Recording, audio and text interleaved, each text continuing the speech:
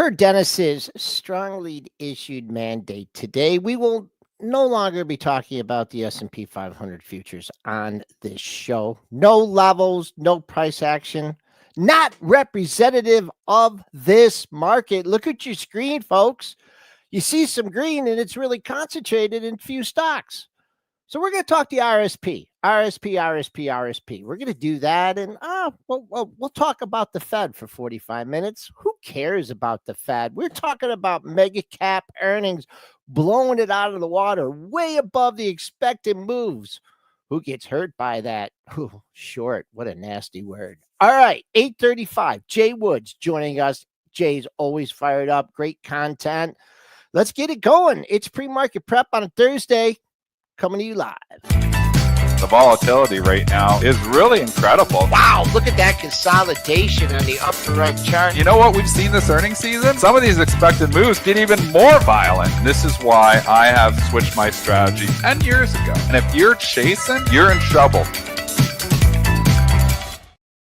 All right, good morning. The RSP is trading down 23 cents at 185.09. Forming a very toppy pattern up there. The buck pretty much flat, 99.57, trying to get into triple digits. TLT up 33 cents, 87.20. Nice rebound after flirting with the low. USO over $80, holding on that 3-day move there at 80.20. GLD up 338, 304.34. Way outpacing SLV. That's up only 17 cents at 33.68. Bitcoin trading range. Bitcoin, same trading range. What is it? 116 to 120. Holding in that trading range. So let's bring on Triple D. Triple D had a busy night. I checked on him a little bit, and his eyeballs were like this on the markets, Dennis. There was a lot happening. Rotation. And I love that you did the RSP and not the S&P. I noticed that you did that, Joel. Do the S&P here now so people can get a feel. Guys, like we have to bury the S&P 500, the SPY. We have to bury the SPY as the indicator for the overall market because it's the indicator for the tech trade. And that's it. It's a tech index now because we know how heavy it is tech. Because when you look at the RSP, which is the same 500 stocks, just different weightings. I want you to show it. So show the SPY, SPY. We'll bring that up. And SPY is having a hell of a day. It's up huge. That's 550. He's showing it here right now. Let's show the overnight move. It's a big move here. Up $5.50, up almost 1%. Great move for stocks. Great move for stocks. No, not really. Great move for tech stocks. Not if you're non-tech. So the RSP, which is the same 500 stocks. The RSP, same stocks. Equal weighted is down. What's that say? It's because the S&P's gain is all Meta, Microsoft, and the AI trade. And if you want to see rotation station, today is your day. Today is your day to understand rotation because this is going to be some of the most violent rotation we've ever seen. It was crazy last night. They are hitting every sector except tech. We have, banks down, oil down, staples down, healthcare down, home builders down, drugs down. So many sectors down. What is up? Tech, AI tech specifically, and nuclear because that's tech. So there you go. That is what you're going to see here today is Meta and Microsoft money coming out of everything else and plowing into the AI trade. Dan Ives is all over Twitter saying this is the birth of the AI trade. Gene Munster saying we're going to get 3 years of this AI trade. Everybody talking AI trade now. Nobody talking about any other stocks. So there were pressure on money managers that were underinvested or invested in the wrong stocks. Now that pressure is even ratcheted up more. Oh, somewhat fierce. Just imagine that you're in these value names.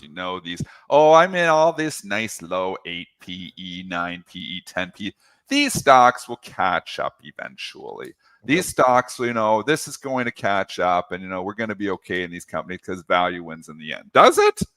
Does it? Because you know what? We have a changing economy here. And the Brentster, I want to bring him in here. We've got a couple of charts to talk about here this morning. So Brentster, how was your night? kind My of fun. morning was good. My morning was good. Yeah, we had a lot of fun in the SCN room last night. Just watching Dennis getting his mind blown by this rotation was pretty awesome. Yeah, and lots of opportunities there too. I was just trying to short non-tech stocks, like people were talking about. I was like, in the first 20 minutes, I was like trying to short non-tech stocks. As the S&P was going higher, I was trying to short more non-tech stocks because you could see that this rotation was going to happen, and it has. And I mean, it was happening last night too. And some of these stocks may be overshot. You know, maybe you get to a point where a little bit of it's like a little bit ridiculous. So, you know, should, you know, certain stocks be down 2, 3, 4% or 2%?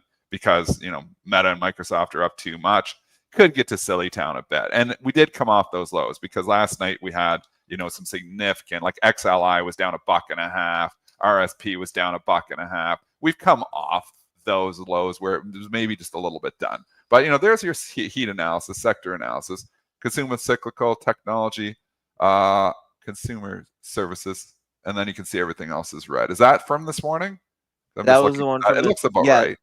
Yep, this was the one from this morning that JV shared from Finviz. Yeah, Finviz. And communication services. So, you know, you're thinking about that. That's obviously made up of a lot of tech stocks there as well. So tech's leading the bus here, leading, you know, consumer cyclical too. Some tech stocks and they're in there too. So it's tech. It's all about tech here today. Why are the other stocks getting hit? It is ETF effects, because when you have Meta and Microsoft, which are such big components of the S&P, trading up 8% and 11% respectively. And we'll get to those, you know, reports in a second, but they were blowing away the expected moves here too. So maybe just start with Microsoft because the earnings were good. Like, let's just, you know, break it down because these are the two stocks that matters. None of the other earnings reports even matter here.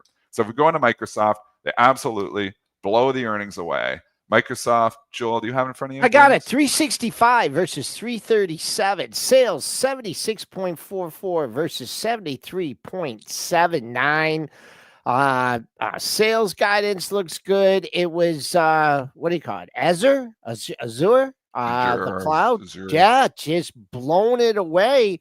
And that said, fired more incentive for the AI trade, and that moves Amazon. So that Yep. helps Amazon, and that's why Amazon's trading up 3% as well. So it's not just Microsoft and Meta, it's also Amazon. And Amazon's going to report, obviously the bar comes up, but they're going to report tonight. So, I mean, that's where you're seeing the big moves. And then let's just do Meta. So Microsoft's expected move was 19 points. Yes. It's up 42. It is up more than twice the expected move. This is incredible here, folks. You have straddle writers getting hammered. You have anybody who was short saying, well, it's got a high bar. Doesn't matter. The AI trade remains hot. And you know what? Maybe the Fed set this up yesterday. Like maybe this was actually set up by Jerome Powell, because he came out yesterday and said everything that the market did not want to hear.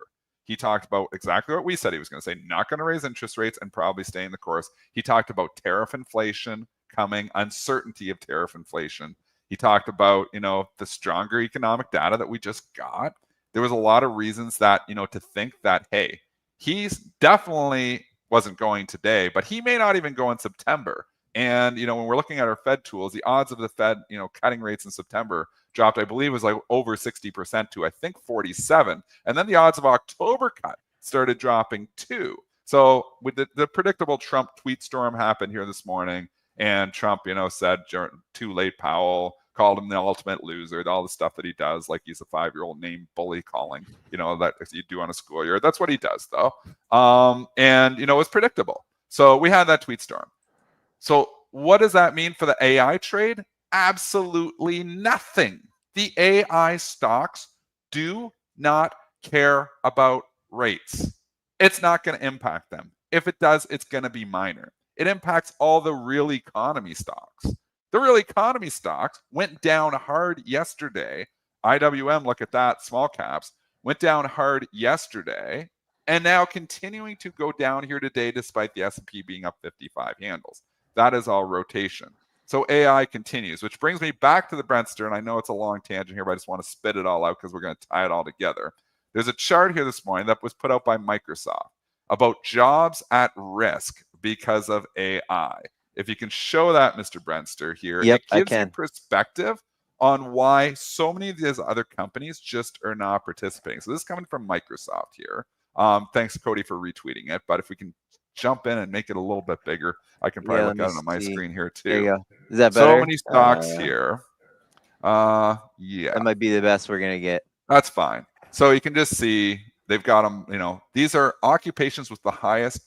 I don't know if this one's the right one. Highest AI applicability score. I was looking for the jobs at risk one. I think this is it. I think this is it. Let me see. Oh, is this one? Here you go. That might be it. No, I think it is it. I think so. Interpreters and that makes sense. Yeah, interpreters and translators. Yeah, you got AI is going to do that for sure. You're gone. Historians. Yeah, I didn't know any historians left. Writers and authors. Yeah, AI is going to do that. Mathematicians. Yeah, AI is going to do. Editors. Yeah, AI is going to do that. And you just go down this whole list and you're like, oh my God, there's 2 pages. There's like 100 jobs here that the AI is going to replace. These are real economy jobs that are probably going to be gone because of AI. This is kind of scary for the real economy, but we know, this is no putting the genie back in the bottle. It's not like, well, stop it from happening. We need these people to have these jobs. No, you can't stop it. It's no way to stop it. So if you're on this list, it's a little bit scary. But they're buying tech stocks. All these people are buying tech stocks, and they're not worried about it, so they don't have to. They are worried about it because what money are they going to buy their tech stocks with? So if you're on this list, you are worried about it, but the market is not worrying about this. But the point I'm trying to make here is there's a lot of companies. You could start putting companies on this list as well. And just start thinking about them. You could I don't want to name any companies, so I don't want to start a fight and, companies reach out to us and say, you're putting us on the company that's the anti-AI list. But you can put it together. There's a lot of companies that could be on this list as well. And a lot of those are smaller companies, probably companies that are in the IWM, probably companies that are, not heavily weighted in the S&P. So you just start seeing the separation happening here too. Now, does that mean we're just going to go buy Microsoft, man, and buy all these AI trades and live happily ever after? Well, it's not that simple either. I don't want to chase stocks are up 8, 10, 12% here today. But I think you've got to be looking and saying, hey, my low PE stocks, maybe these aren't the stocks to be in the next 5 to 10 years, because maybe, just maybe, some of these jobs that they are doing are going to be replaced. Do we want to? I want to go into the whole expected move thing real quick before we move on to Meta. And basically, a lot of option traders get hurt when there's a move beyond the expected move. In particular, if you're short straddles, I'm looking at 533 was the expected move on the upside. We're 24 points above that. If you're short strangles, if you're like, this thing's not going over 550 or below 470, boom, you're in trouble on that. There's option strategies. We can learn more about this from CC Legator. That bank on low volatility, iron condors, iron butterflies, low volatility butterflies, anything with low vol. What they have to do is when it gets above the expected move, these guys are basically short and are having to cover and buy. When you get to reverse, I can't even get the expected move on the downside here. Conversely, when it takes out the expected move on the downside, they got to sell and just keep going. So, tough day for unless you bought your 550 calls and who would have known? I bet you they were not even cheap with the way this market is, but above the expected move. Now you have people we know what they were. They were probably $10, $9. They can do it from the expected move. So they're killing it on the calls. If you had Microsoft calls, you're absolutely rocking it today. You're making a 4-bagger on your average call. And if you went outside and went, deeper outside the money, you probably have percentages are even higher. So there's people absolutely killing it on the calls. Killing on the strat. If you're writing options into this, well, if you're writing puts, you're fine. You're good. You get your premiums here. If you're writing calls on it, yikes, central.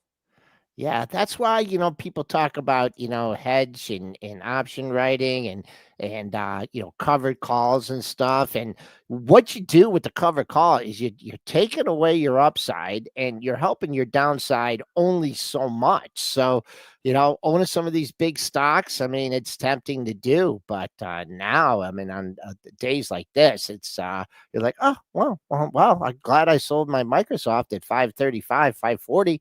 Well, that's not the case. The other thing too, and then we'll move on to the Meta report. There are traders out there that did pick up these calls that have all these stocks, and is the pre-market high going to be the high? Well, I can give it to you, 562.17. But all the people that are in the money here that can trade in the after hours, the 540 call, they basically have a free look at the downside because they have that call in place. So we'll see if there's a little bit of selling pressure. 560 is a nice number. If they were to short the stock against it. So this is like the strategy that I talk about all the time, is like if you're long the calls, after hours, the options market is closed. But and actually it is starting, they're going to be open here eventually because they're starting to do options after hours as well. But historically options are closed. So you can always short the stock against your calls to lock in the profits. And then you start getting, exposure to the downside. If it starts going down, you're like, and again, when stocks are 40 points in the money or 20 points in the money, it's probably never going to matter. But if your call was, let's just say hypothetically, just setting up, you bought the 550 calls and you're sitting 8 points in the money and the 550 calls, let's just, go through it here. People like talking the options here. So we'll just go through the hypotheticalness of it. Usually buying options doesn't work, but in this case, it would have worked very well. So the Microsoft calls, the 550 for this week's expiration, bringing them up, 550 calls were going for about 60 cents. So yeah. So now they're worth $8. So you were up, 1,000% on those calls. You can say, well, I want to lock it in. Please open up so I can just get my $8. Well, what you can do always, as long as you have the margin for it, is you just short the stock against those calls and lock it in. So you have the 550 calls. The calls are designed to, be able to buy the stock at 550. So, you can buy the stock at 550. If I short 558 or 557.80 right now, then I just buy 550. I make $7.80. But what Joel's trying to say is if Microsoft did give it back, let's just say you short the stock at 558. If Microsoft went down to 545, all of a sudden under 550, you don't have to exercise your calls. And now you start to make more money. You can make 13 points if it went to 545. So that's the way to lock it in. So if you're looking at this and please open, please stay up so I can sell my calls, short the stock against it. That's what you can do. And obviously, if you have a really small account, like a $2,000 account, you're not going to be able to do that. But if you're margined up, that's the way the market makers will do it. You sell the stock against it. Okay, let's move to the other big report. Absolutely, Microsoft came out first, right? And that led the market, and then Meta doesn't want to be left out. 714 versus 579, 47.51 billion versus 44.58 billion. Boom, bumped the guidance too, and basically Zuck is, he's creating money to pumping into AI in the research and stuff. Let's show the Meta chart too, Joel. I know you're doing multitasking there. You're doing a good job of it, but bring up the Meta chart. There it is. Looks the same anyways. What was that? Was that just on me, or did you hear something in the background there? No, just you. Just me? I wonder That's what just I the hit. voices in your head. Wow, that was weird. Whoo, scared me. Okay. Meta. It was a commercial for Gremlins. 42 was the expected move here in Double the expected move. Double. So Microsoft up more than double, Meta up double. Holy. That is like straddle riders getting killed. Again, the call buyers. So just for fun, let's just go do the same exercise we just did with Microsoft because it's fun to talk about this and speculate on what could have been. We should have been buying options in all these stocks. So 695 is where the stock closed at. The call options for this week's strike, let's just go out and say, let's just say somebody thought it was going to be crazy. You'd have to still pay, man. Like if we went to the 730s, so it's 35 points, those were worth $8. So you'd be up a lot of money. You'd be up like $50. But so it would still be like a six bagger, but it was like, you had to go 40 points in your way. I don't think anybody was predicting an 80-point pop here. That's how extreme these moves are. Nobody, including the market makers, saw this kind of move out of Meta and Microsoft coming. No one. There's some speculation, but nobody priced this in. They priced in a 42-point expected move, and they got an 80-point expected move. So market makers, straddle riders are all problems too. And to your point, they got to buy stock, they got to hedge, got to find ways to get the hell out and limit the damage. But then, we can move into the rotation arguments here too, and just saying this is all ETF effects, because when you got 11% up move in Meta, and you have Microsoft up move 8%, and they're two of your biggest components in the S&P 500, and the S&P 500 is only up 0.8 but 9%, means a lot of stocks are going to be down to make up the difference. So, and then add Amazon because of Azure. So Amazon's up 7 points as well. So those three stocks are probably the majority of your gains. And then you get NVIDIA and AMD going as well, because AI spend's going up here. And NVIDIA's, the biggest component as well, and it's up another 2%. So there's basically 5 stocks out of the 500 stocks doing more than all the lifting. And what do I mean by that? Is that if you add up those 5 stocks moves, it's probably more than 0.88%. I was too lazy to do it, but it probably is. And that, my friends, is why the other stocks are all trading lower, because let's go through some of those, Dennis. Let's go through some of those. And they're all kind of equal. It's not like, oh my gosh, this one's getting killed. No, they're all just down. And they're all down kind of equally, because the algos just go, no, we're going to go to here. So your average stock, really, RSP is probably the best, is down 0.4% today. That's kind of what the S&P 500, that's what the equal weight is doing. So if you equal weighted everything, had a bunch of value stock, had a bunch of tech stocks, had a bunch of oil, had a bunch of consumer staples, had a bunch of healthcare, that's where you'd be. You'd be actually down today. So the average portfolio that isn't heavily tech weighted is down today, which is why tech is still the place to be. So, if you're sitting with this well-balanced, diversified portfolio with only like 15% tech stocks, you're looking at today and saying, crap, I'm not doing good. Why am I not doing good? It's because the average stock is not doing well today. So your banks, all 5 of them, the big ones, Citi, Bank of America, JP Morgan, Wells Fargo, Goldman Sachs, all down about the same, 0.5% to 0.9%. The algos are just doing it perfectly. They're just taking the average stock and knocking it down 0.5%. You've got stocks like the oil stocks. Oil is down here today. The consumer staples will take it harder because they're defensive. Home builders are taking it. I mean, it's just everywhere you want it to go. So if you just want to look at really anything, the average stock is just trading down here today. I would imagine breadth is going to be decidedly to the red here today, which brings us to another screen. Let's just go and show it. So JV from the STN room uses FinViz. Brentster, if you have that, chart here, you could show it up, and I'll give you 10 seconds to go find it.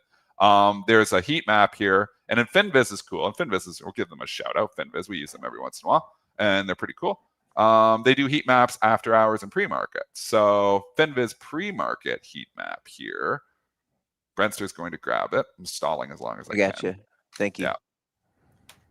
It's going to show you what we're talking about with the rotation. You'll see most of the stocks are actually in the red here today. So here comes. Show you what we're talking about with the rotation. You'll see most of the stocks are actually in the red here today. So here. No, I was talking about the heat map one, not that. Oh, I'm sorry. You see most of the stocks are actually this in is the it, right, red Dennis? here Find it. today. Hold on. And we're So getting here- a nice little preview of inside the STN Can you room. mute yours? Okay. He'll find Yeah. that. Just show the chart. Yeah, because Okay. we're hearing ourselves twice. We're hearing ourselves on. Oh, delay. really? My bad. No, it's all good. I just want to show this chart here because it really adds a good element. Thanks, JV, for getting it out, and FinViz for getting it out here too. He posted it in the STN room, so that you're going to look in the chat of the STN room, Brent. Yeah, we talked about this before. Now I've built it up so much it's not that good. It's the anticipation. It really wasn't this good. I thought it was just going to be there, but there you go.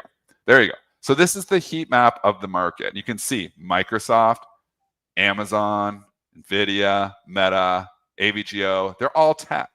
Look at non-tech. Like, take a good look at this. Everything non-tech is down, except unless they report it. CVS is up because it reported. Bristol Myers is up because it reported. NCLH is up because it reported. But I mean, you look at this and you're like, oh my gosh, this market's a mess. If you take out those 4 or 5 big green boxes, this day is a disaster. But it's not a disaster because the S&P 500 is so heavily weighted those big boxes, and the big boxes are all higher, aside from Google and Apple, which we'll get to those in a second too. But I mean, it gives you really good perspective on what this market actually looks like today. And it is basically AI and everything else. AI is ripping higher and everything else is lagging. Perfect Gene storm Mustard from thinks that trade yesterday with the continues. rates. Perfect storm, right? Yeah, These because these companies stocks don't care about rates either. So it's just like, it is the perfect storm. Perfect storm, good for AI stocks. Perfect storm, bad for real economy stocks. So that's giving you good perspective here.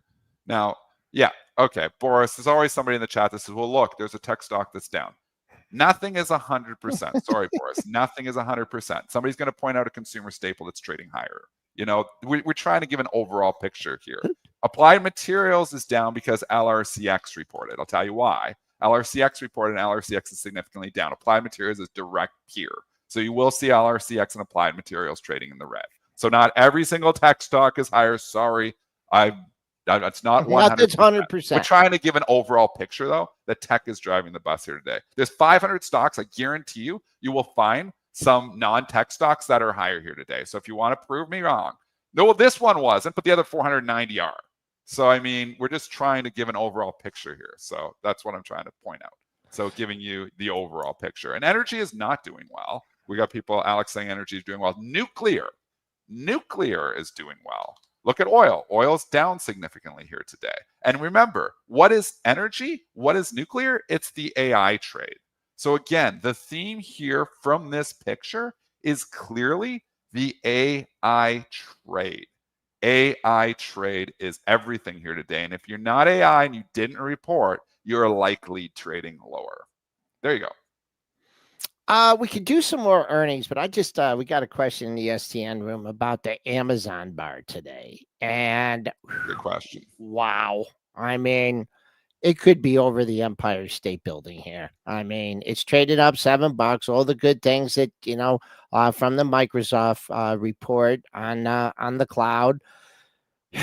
Jumping above, well, no, not quite an all-time high. We did get back on the monthlies to 242.52. That's the all-time high. But I mean, now, you know, the expectations for this are sky high. They're really going to have to blow it away. And Apple, we could go into the Apple discussion. Dennis, you made a pretty big call on Apple today. You said they're going to have to prove that they're doing something in AI here. And then someone else in the chat mentioned that, you know, Meta's been poaching a lot of the AI people from Apple. Not sure why they have. Doing. Yeah. The people are jumping ship from Apple here. This is going to be the most, and we always say this, but for Apple, like Amazon has a higher bar, so we'll just say that. Apple is the one you'll want to watch here tonight. It will report at 4:30 tonight. And they will want to see, after this Microsoft and Meta report, and Amazon will be ahead of it too, Apple is a prove me story. Right now, at this moment in time, Apple is a consumer staple. They are pricing it as a consumer staple, but giving it the AI call option on that. Meaning the average consumer staple is trading like 22, 23 times. Apple's been trading up at 30 times. So they're giving it a consumer staple multiple plus that potential for AI. If Apple continues to disappoint on AI innovation, if they don't come out and say something cool that they're working on, man, Apple could really get hit actually. So Apple is a prove me story here now. It's crazy to say that. You know, you think about, you know, Steve Jobs, you know, when he was 12 years ago. Hey, Dennis, heads up, 7:30 numbers coming in. We got numbers coming in. We have continuous jobless claims coming in. We have PC price index coming in. We have initial jobless claims coming in. We will keep an eye. Well, I lied. I'm going to watch the S&P on this and the TLT. Bring the S&P up and bring the TLT up. The RSP doesn't move enough. It's not like in the pre-market's not I know. So it's not as fun to watch. Okay. And the SPY is more indicative of what, you know, the average listener has. They have a lot of tech stocks in there. So the average listener is probably doing pretty good. Yeah, moving up. I mean, there's a million earnings reports talk about Roblox doing well. You know, we can go into all those there as well. Somebody was taking Quantum. I have 5 seconds. Quantum is up because of Microsoft commentary, which we'll get to right after this number. Okay, here we go. Side by. Oh, no, we got to make this one different. I got to change my color here. Waiting for the numbers here. Still waiting for jobless claims. Market is quiet here. We TLT have on the right, SPOOs on the left. We have jobless claims 218,000, better than expected versus the 222,000 that was for last week. Our continuing claims figure, which was from a couple weeks ago, also lighter than expected at 1.946 million. Analysts were looking for 1.96 million. A couple of better than expected readings for jobs market ahead of our all-important Bureau of Labor Statistics monthly jobs figures tomorrow at 8:30 a.m. We also did get some personal income and personal spending data, but it was in line, and it's not a very important data point anymore. If the market is moving at all here, it is because a little better than expected jobless claims. Thank you, Okay. Brent. Thank you. Not No moving problem. much because, again, we've got those AI stocks all up right now, and they don't care about the economic data, and they're already priced in, and they are really the S&P. You could see some of the smaller companies move, like an IWM and an RSP, but you won't see much action off the SPY on this number because this is AI day. Going back to the Apple just for a second here, because, you know, Gabe's is saying, hey, haven't we saying this for years about Apple? Isn't there going to be an Apple car, Apple glasses, you know, Pro Vision or whatever the hell it was? I can't even remember the name of this product that just flopped. You know, wasn't that supposed to change everything? Vision Pro, Vision Pro. Yeah, like, I mean, that's what we've been expecting from Apple. They've been hiding, they're secretive, you know, but, you know, the coolest thing that I think that they got coming, they said, is a folding phone. I mean, is this it? Is this the AI innovation? Like, we've had folding phones already here. You know, we're going to go back to Motorola here. Oh, yeah, this will change everything. We're going to have this phone, it can fold. Ooh, that's pretty cool. Yeah. This is the problem with Apple. It is now a prove me story. It was everything in tech in 2013. It is not anything in AI here right now. Say it again. Everything in tech in 2013 and nothing in AI right now. They need to figure this out. I mean, they're outsourcing to try to improve Siri. That's pathetic. So this tonight is the most important Apple report because the bar is high for them now too. With what Meta and Microsoft are doing, they've got to say some stuff that's innovative and cool. And if they do not, I don't care if they beat earnings. I think the stock goes lower if they do not. So it's all about what do they got coming for us, Apple. Show me how you're going to make money with AI and how you're going to become, and you know, up there with the Nvidias and the Microsofts and the Metas who are firing on all cylinders here right now. Figure it out, because if you can't, Tim Cook, your job should be in jeopardy. Dennis, could you do a cross of an algo talking about a flip phone? I don't know. No, we don't like to sell. So I think Apple could actually make up the difference here, and I wouldn't be surprised if an Apple's not up today. Look, No. it's AI day.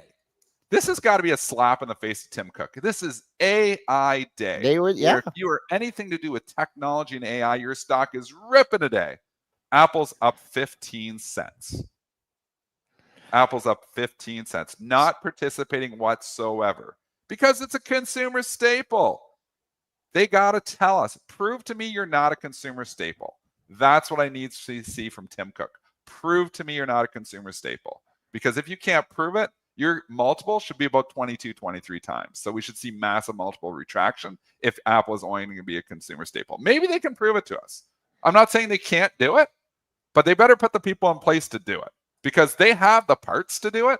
They just haven't had the innovation there. It hasn't been there since Steve Jobs left us 10 years ago, and they've just not figured it out. So figure it out. It's time. Figure it out. Because it's been epically disappointed for investors. Even though the stock has done very well, this has all been buybacks and multiple expansion. This has not been growing. The top line hasn't grown in years. This has not been the growth story here. And eventually, the investors will get fed up with just buybacks. Like they'll have, you know, earnings that are fine, do a big buyback, algos will buy it up a bit, and they'll be like, well, there's nothing here. So there's a reason that Apple is not participating in this huge tech rally that we've just had. And it's because it is now priced as a consumer staple, and the market is saying, prove it to me. So Apple's got to prove it to start getting that premium multiple back. That's what I say.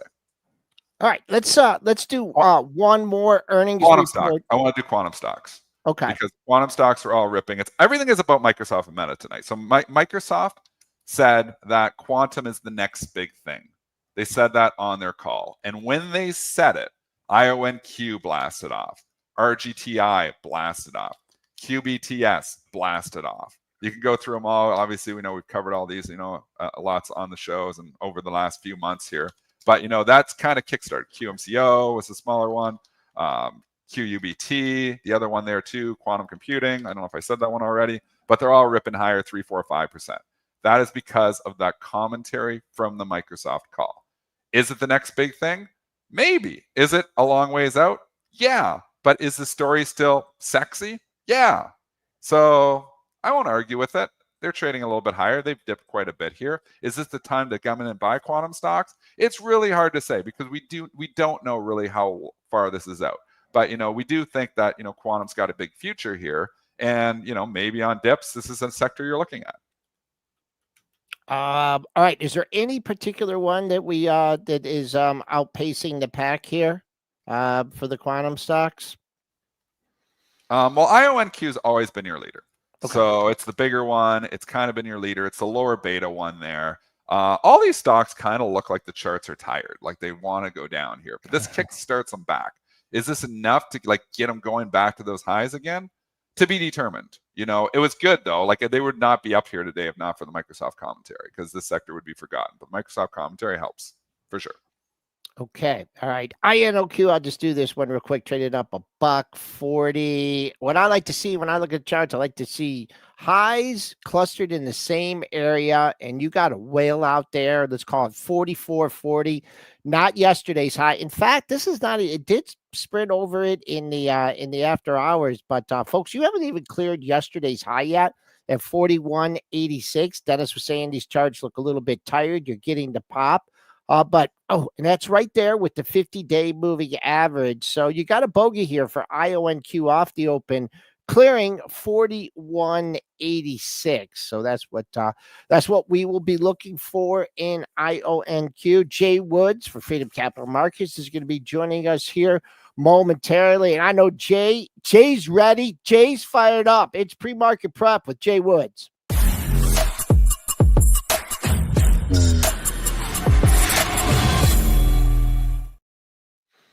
Jay, how you doing, buddy? I'm doing all right. How are you gentlemen doing? Good. Are you covering all those short options that you have on Meta and Microsoft and stuff, and the expected move, and you're not expecting it, the expected move? How about these tech stocks? Yeah, listen, we're in a bull market, and nothing screams bull market than seeing two of the biggest companies up 8 and 11% as we kick off the day. And it's not just these two.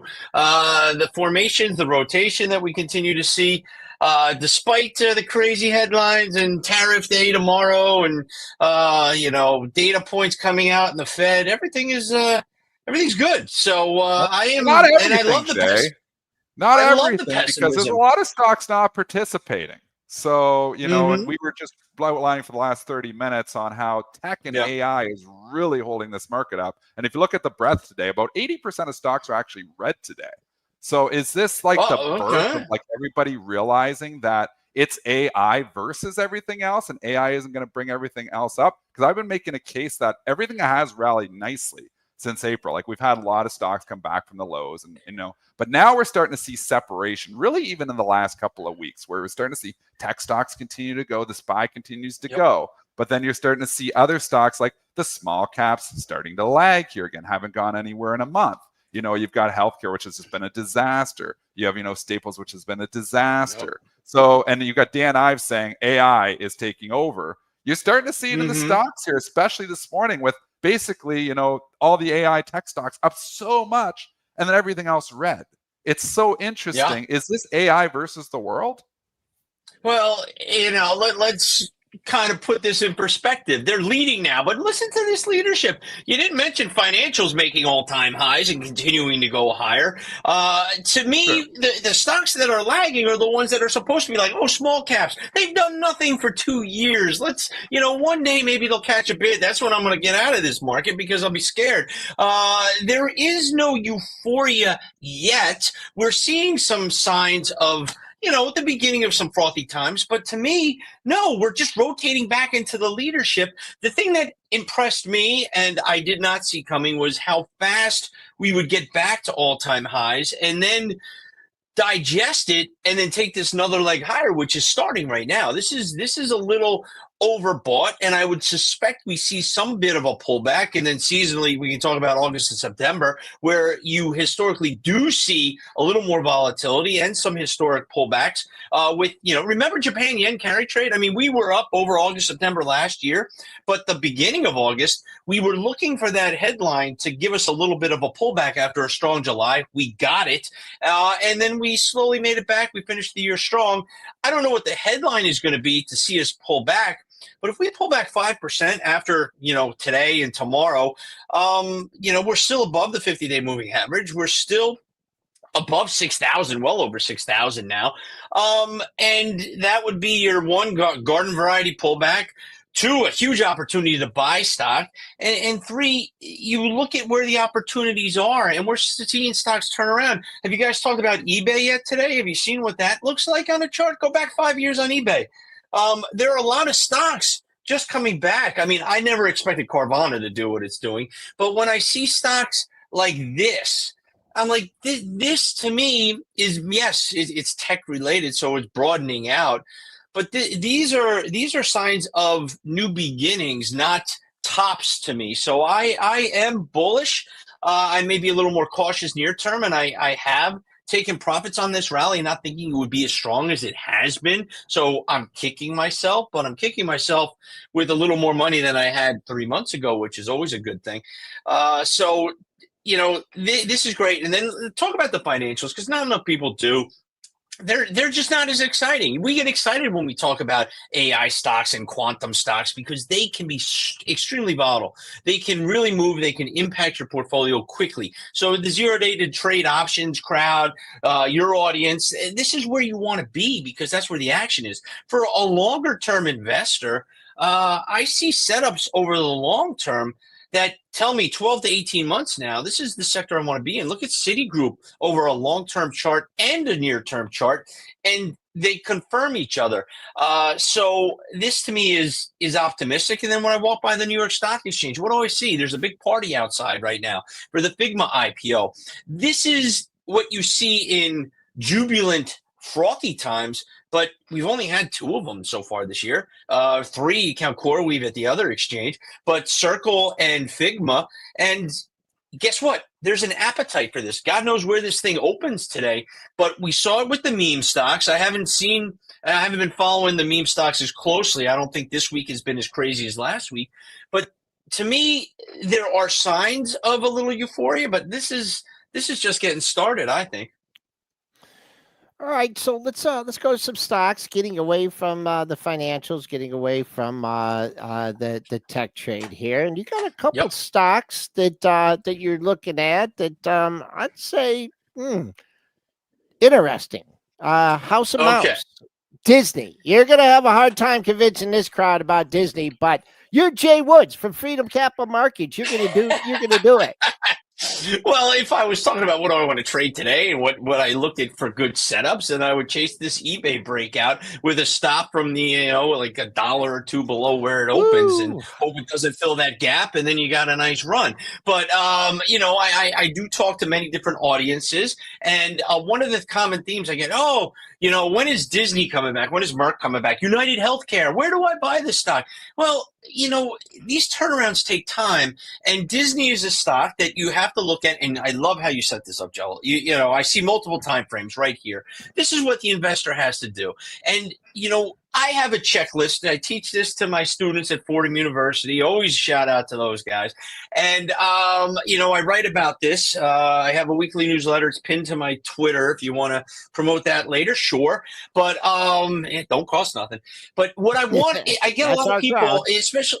Yeah, well, and the older crowd that's not watching this, they want to know, well, when is Disney coming back? When is Merck coming back? And what you look for are very basic. Keep it simple.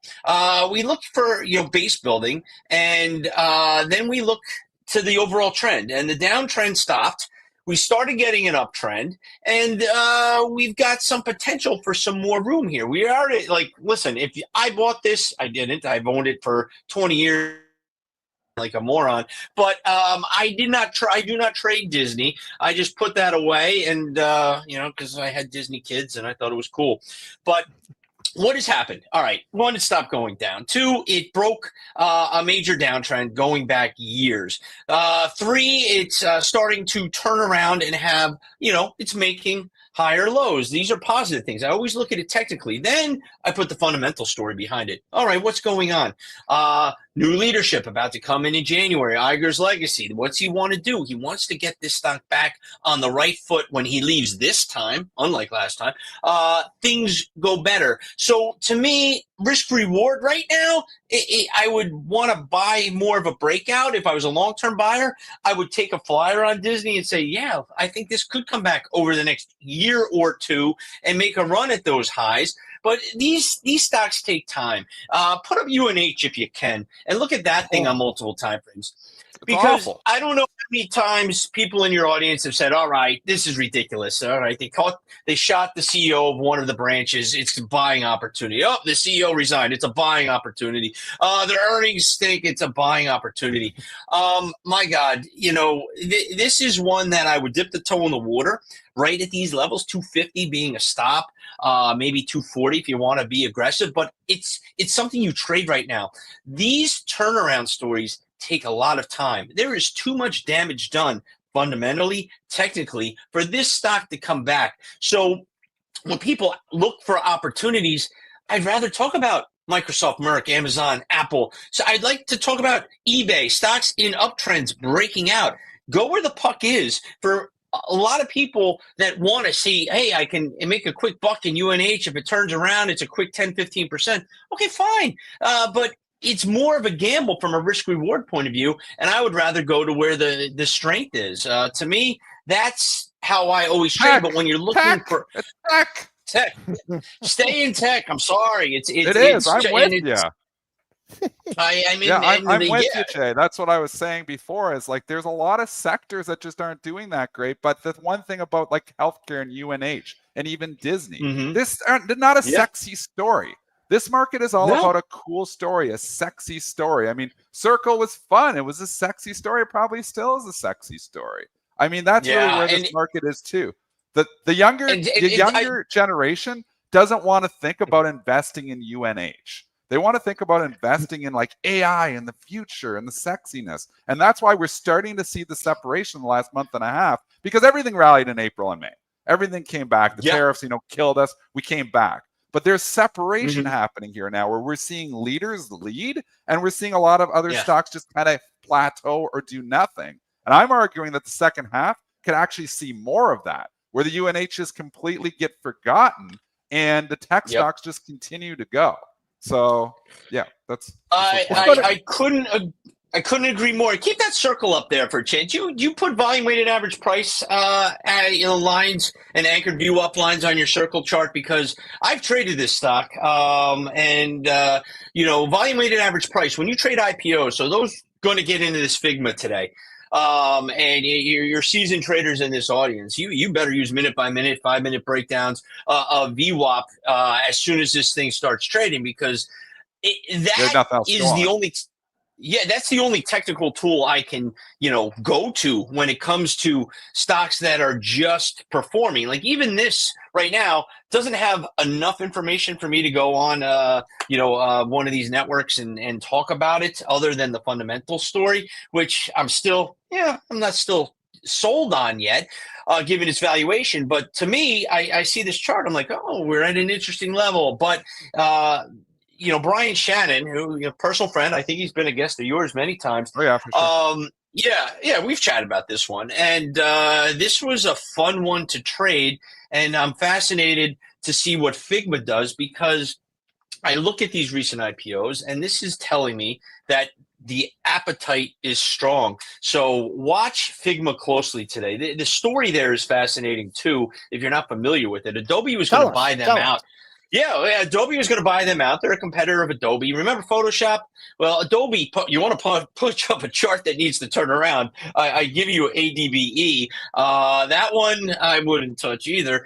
All right. Well, maybe it's going to hold that long-term trend on an uptrend on a monthly, maybe.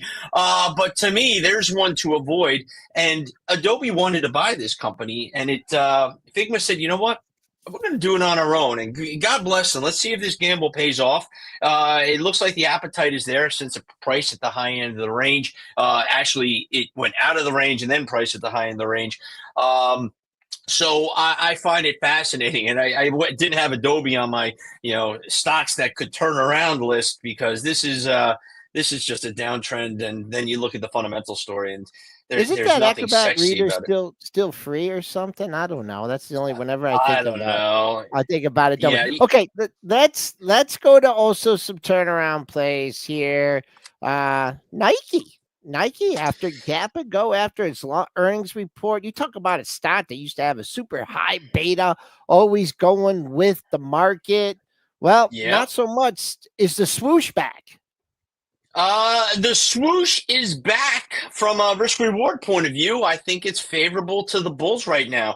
This is one I talked about many times in my weekly, looking for that turnaround. And it finally, it made that new low, that washout low, if you will, back, during the tariff times, which most stocks tended to do. But it was that gap after it held the 50-day moving average. It recaptured that. It was making a small uptrend going to earnings. It gapped into earnings and broke above the 200-day moving average. Now, you look at this historically, this is your new line in the sand, give or take a point, depending on your risk tolerance. But to me, we finally broke a long-term downtrend. Then let's look at the fundamental story. Okay, we have the new CEO in there. They cleaning up inventories. There's a lot that has to go right for them to turn it around. The tariff talk seems to be dwindling a little bit, and that's something they can now at least navigate. It may not help them too much, but at least once you get certainty there, the CEOs can navigate this. But technically, if I use the 200-day moving average, which is like 8% below where we're trading now, I could see this stock breaking back and then hopefully getting to 85.90 and then see where we go. But it's not going to be one of these tech names that are just going to fly. But if you're looking for a long-term play that has nice reward potential, I would give you Nike. I would take a 10% downside and hold this stock for a 50% upside, over the long term. That's how I look at these things. But it's not sexy by any stretch of the imagination. That's if the they problem. can, and in fundament, it's not. And fundamentally, if they can really reach the Caitlin Clark audience, because she's on board. I haven't seen her shoe or enough coming out of them that I think they could really be onto something big with the female audience, because they haven't done too much. The track side, and this is fundamentals again, but I like to mix them both. Because to me, the fundamentals are the reason the technicals do what they do, but price usually leads. And to me, I see price leading a potential comeback and a potential turnaround here. So that's why I think it's worth a flyer here at these levels over the long term. A 15% tariff deal with Vietnam would go a long way for Nike. So, they had the numbers up there and they were saying 70, 80. If you announced tomorrow that we got a deal with a 15% tariff deal with Vietnam, Nike would be up 7-8% just like that. And that can happen. We can kind of anticipate that there's, been 15% deals here, 15% deals there. Why not one with Vietnam for 15%? That would help Nike. That would help Lululemon. That might be the catalyst they need to really kickstart them. Without a All right, doubt. Jay, Without a doubt. I know you can't. If you can give me a bullish scenario out of this stock, then you are the champ. God, yes. Look where he went. Yeah. This might be the Jay. worst. This is the anti-AI play. This is the way. I mean, they were down. I wrote about this one too. Down 10 of the last 12 quarters, regardless if they beat earnings or not. First of all, they need to sit down with a PR specialist and learn how to give good guidance or guidance that doesn't just destroy you every time you report. You talk about tariffs hurting your bottom line. Didn't we learn through the first 2 quarters? Hey, we got to change the narrative on that. It could be a potential headwind, but let's focus on the positives. No, they went right at it. This is another one that if it was going to turn around, we were starting to see signs of it over the last quarter. It was making a series of higher lows, so we had that uptrend. And then if you look at the top right on your UPS daily chart, holy God, it broke out. So boom, anyone that was in it stopped out immediately. And then maybe we take another flyer. Hey, all-time lows. Let's see if it holds these all-time lows. We're there right now. So if you have nothing better to do and you want to, see if this is the opportunity, I don't know. But what can brown do for you? It's not the color I want in my portfolio. I need some green.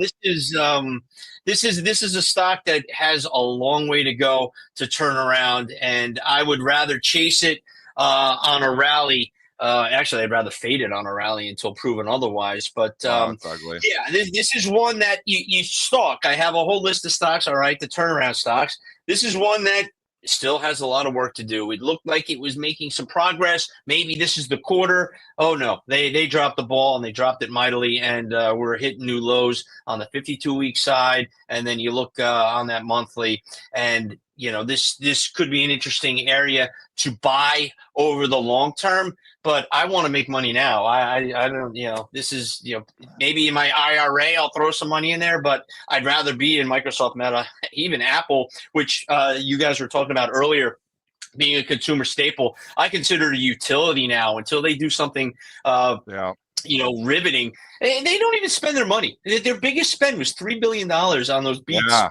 great point. Come on, guys! Open the purse strings. I don't understand it. I don't think they know what they're doing. I think honestly, and I was saying this a few weeks ago, I think leadership changes are needed at Apple, because where Steve Jobs had this company when he passed, I believe it was 2013, and they were the leader of tech, and they were the leader of everything, and they had so many different ideas. They've had no real innovation since Steve Jobs is gone. They've been riding the iPhone coattails. And they need to find like that innovation. Like Google, comes up with stuff. Like they got the think tank. They got kids, playing tennis, and like table tennis and coming up with ideas. And the thing, I mean, there's something to that. That fun work model where they're just coming up with ideas and coming out with it. And Meta kind of embraced that too. Like maybe it's just the whole model of like, we're in here for the grind and we're in here. I don't know what it is, but the innovation is lacked here. Like what changes that? That's a fascinating take. And Walt Piecyk of Lightshed, also a Philly guy. I went to high school with him, so go Birds.